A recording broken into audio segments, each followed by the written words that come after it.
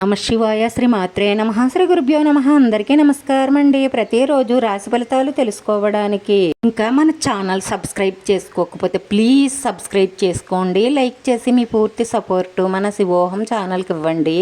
ఈ వారం రాశి ఫలితాలలో గోచార్య రీత్యా మేషరాశి వారు ఎటువంటి శుభాశుభ ఫలితాలను పొందుతారో తెలుసుకోవడానికి ఈ మన వీడియోని ఎక్కడా మిస్ అవ్వకుండా చివరి వరకు చూడండి.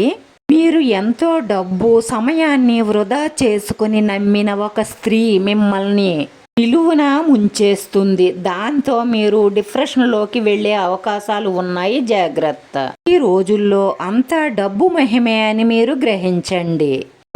ఏ బంధం లేని స్త్రీల కోసం డబ్బును అనవసరంగా ఖర్చు చెయ్యడం, ఆ పనికి మాలిన వారి కోసం మీ సమయాన్ని వృధా చేసుకోవడం వేస్ట్ అని తెలుసుకోండి. మహిళలు కుటుంబంలో చాలా ఉత్సాహంగా గడుపుతారు.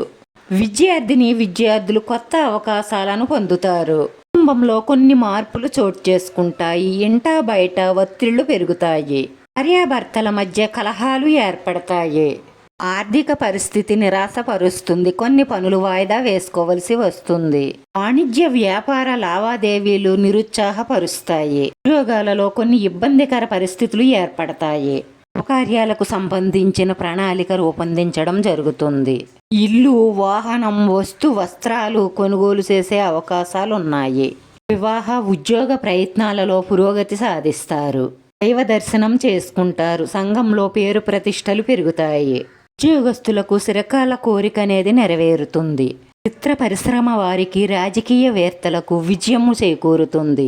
స్త్రీలకు సంతోషకరమైన విషయాలు తెలుస్తాయి. విద్యార్థులు కష్టపడి చదివితే విజయాలను సాధిస్తారు. మీ తోటి వారి వైఖరి మీకు బాధను, సికాకును కలిగిస్తుంది. కుటుంబ సభ్యులు, బంధుమిత్రులతో తగాదాలు రాకుండా ఉండడం కోసం మీ నోటిని అదుపులో ఉంచుకోండి. అప్పు తీసుకోవాలి అనుకున్నా, అప్పు ఇవ్వాలి అనుకున్నా వాళ్ళు మీకు ఎంత దగ్గర వారైనా సరే రాతపూర్వకంగా రాసుకున్నాకే డబ్బు లావాదేవీలు చేసుకోండి.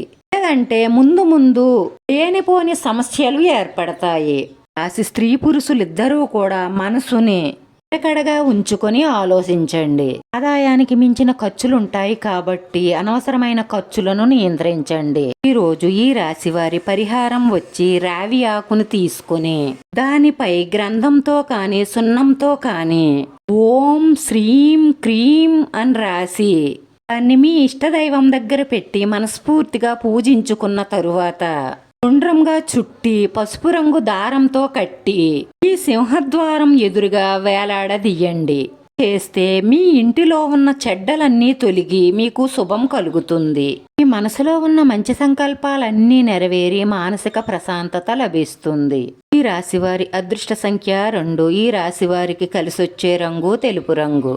వీడియో నచ్చితే లైక్ చేయండి. మీ లైక్ మాకు ఎంతో విలువైంది. మీరు లైక్ చేయడం వల్ల ఈ వీడియో కొంతమందికి చేరుతుంది. మన శివోహం ఛానల్ని ఆదరించండి. అందరికీ ధన్యవాదాలండి. ఓం నమ శివాయ.